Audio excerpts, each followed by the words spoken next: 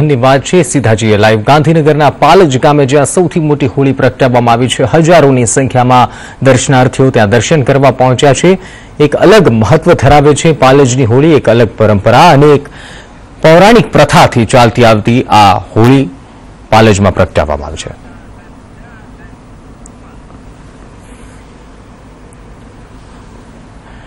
તો અમારા સંવાદદાતા મનોજ અગ્રાવત પાસેથી જાણીએ કે પાલજનું મહત્વ શું છે, કઈ રીતે ત્યાં હોળી પ્રગટાવવામાં આવી અને હાલ તે ત્યાં પાલજમાં ઉપસ્થિત છે અમારા સંવાદદાતા મનોજ। ખાસ કરીને જે હોળી પ્રગટાવવામાં આવે છે, શું કઈ રીતે લોકો ત્યાંના જે પાલજના લોકો છે એ હોળીની ઉજવણી કરે છે?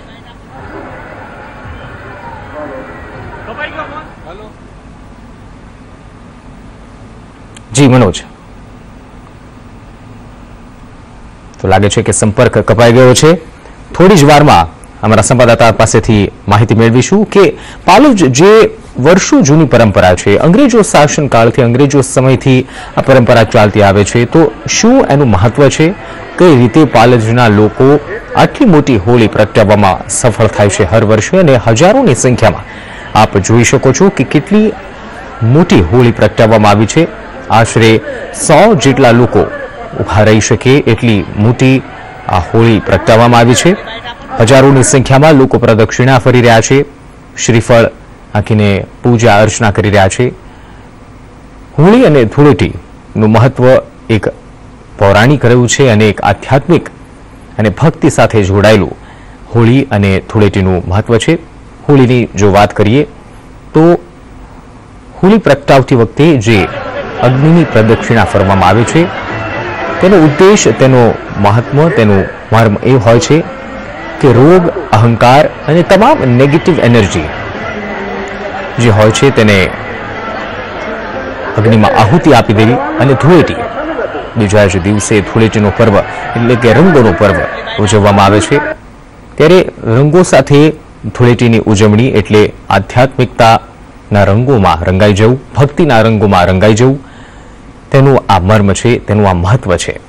અને સારી રીતે આ મહત્વને જાણી અને એક અલગ પરંપરાથી, એક અલગ ભાવનાઓથી, આધ્યાત્મિકના એક વાતાવરણમાં, ભક્તિમય એક વાતાવરણમાં પાલજ ગામના લોકો આ ઉજવણી કરે છે।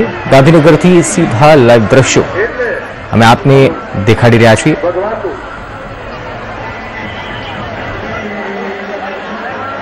જી મનોજ, ગુજરાતમાં હોળી ધૂળેટીનો તહેવાર રંગે ચંગે ઉજવવામાં આવે છે, જેમાં સૌથી પ્રખ્યાત અને સૌથી જે પૌરાણિક જે હોળી છે જાણીતી, તે ગાંધીનગર જિલ્લાના પાલજ ગામમાં છે।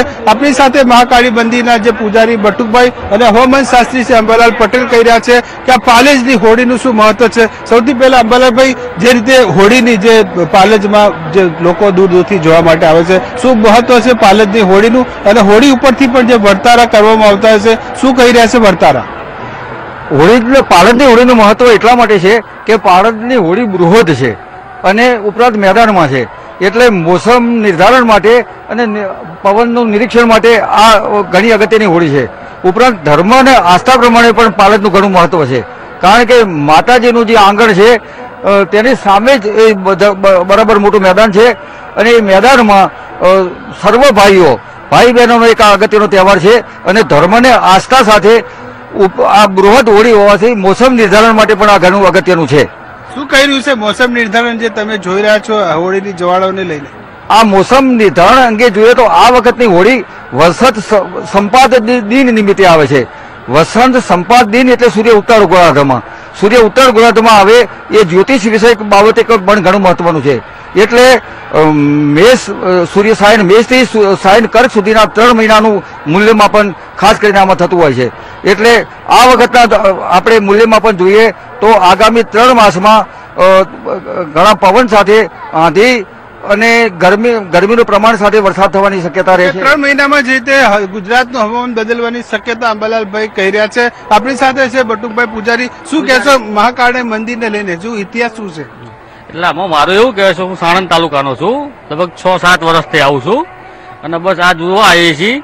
લોકો ઘરેથી આવે છે, ધજા લઈને આવે છે, કોઈ શ્રીફળ લઈને આવે છે, લઈને આવીને હોળી પ્રગટાવે છે અને જેના હાથમાં જે ધજા આવે, ગામનું એવું કહેવું છે કે જેના હાથમાં જે ધજા આવે એના ઘેર ભગવાન દીકરો કે દીકરી જે બી હાલે એવું ટૂંકમાં નિસંતાનને સંતાન આપે છે મા કાળી માતાજીનું સત છે.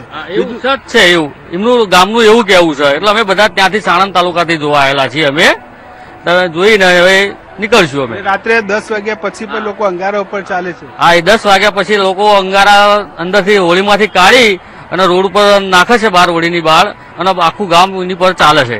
અને કઈ ઈચ્છા થાય છે કે માતાજીનું સત છે? ના, માતાજીનું સત છે, કોઈ ઈજા બીજા થતી નથી.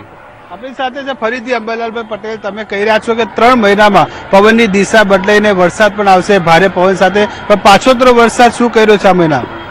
શરૂઆતનો વરસાદ જે આપણે જોવા જઈએ તો મેના એન્ડમાં અને જૂનની શરૂઆતમાં પવનને આંધી સાથે વરસાદ થવાની શક્યતા છે.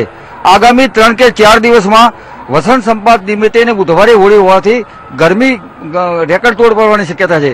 ગુજરાતના કેટલાક ભાગોમાં તો ગરમી આ 3-4 દિવસમાં શનિવાર સુધીમાં વધારે પડે, પરંતુ ઉપરાંત આગામી 3 મહિના છે ઉનાળો, આ ઉનાળો ઘણી વખત આકરો બની રહ્યા છે. આ વખતે પણ દેશમાં હોળી ધૂળેટી લઈને દિવસોમાં અલગ અલગ જે ફેરફાર આવતો હતો, કેટલા લોકોએ ગઈકાલે હોળી મનાવી લીધી, કેટલા લોકો આજે. શું આમાં કોઈ ફરક પડે છે?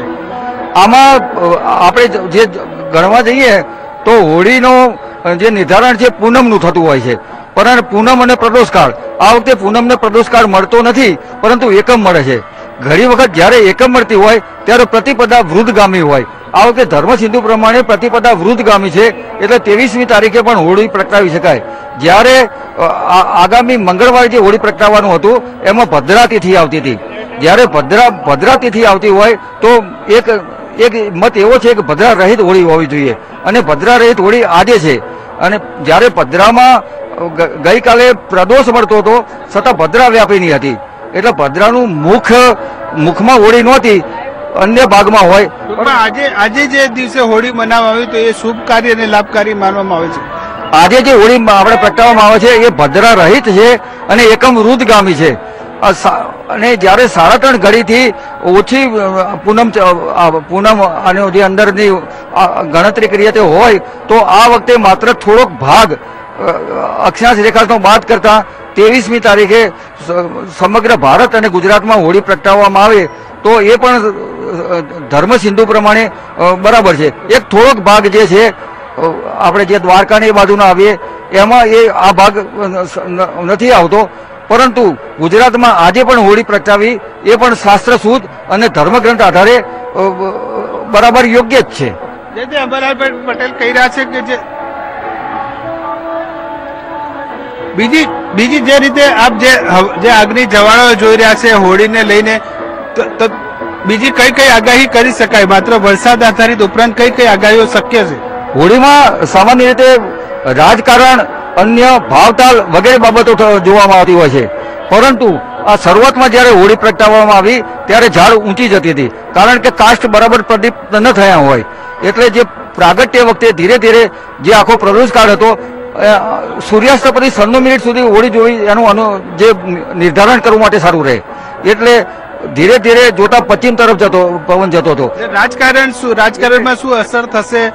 ભાવતાલમાં શું અસર થશે કોમોડિટીમાં? સામાન્ય રીતે જ્યારે હોળીનો પવન સીધો ઉપર જતો હોય ત્યારે રાજનેતાઓ માટે ભાર આવતો હોય છે, એટલે રાજકારણ માટે આ વર્ષ સારું નરસું રહે છે, કારણ કે મિશ્રતા હતા.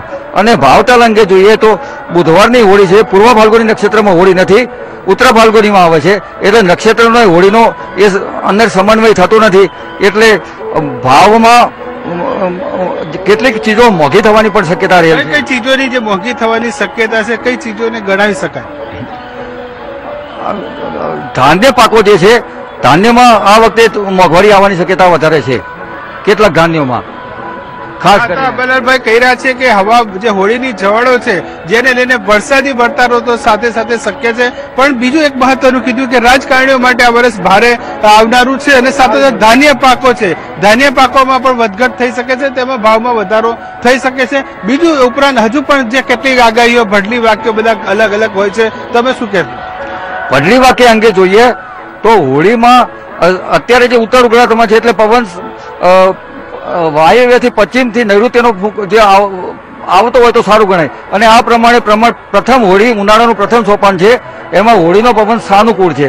જો હોળીનો પવન ઉત્તર તરફથી આવતો હોય તો એ શિયાળો લંબાય, પરંતુ ક્યારેક હોળી વહેલી આવતી હોય છે અને ક્યારેક હોળી મોડી આવતી હોય છે. ક્યારેક હોળી આપણે ફેબ્રુઆરીમાં આવતી હોય છે ત્યારે એ બની શકે. હોળી ઠંડી તાપીને જાય તો સારું, પણ આ વખતે શક્ય નથી. આ વખતે હોળી તાપીને હોળી ગરમી સાથે જવાની છે અને બરાબર યોગ્ય મોસમમાં ઉત્તર ગોળાર્ધમાં જે સમય છે એવો અત્યારે આવી રહ્યો છે. એટલે પ્રથમ સોપાન તરીકે જો આપણે ગણીએ તો બરાબર ઉત્તર ગોળાર્ધમાં આવશે, ત્યાર પછીનું સોપાન અખાત્રીજ આવશે અને ત્યાર પછીનું સોપાન જે અષાઢ સુદ પૂનમનું આવશે. પરંતુ આ વખતના સોપાનમાં આપણે અંદર જોઈએ તો સૂર્ય અને ચંદ્ર અને સૂર્ય સામસામે ના હોવા જોઈએ. આ વખતે ચંદ્ર અને સૂર્ય ઉદયમાં ગઈકાલે જોતા પૂનમને જોતા સામસામે જણાતા હતા. એ નિશાની બરાબર નથી.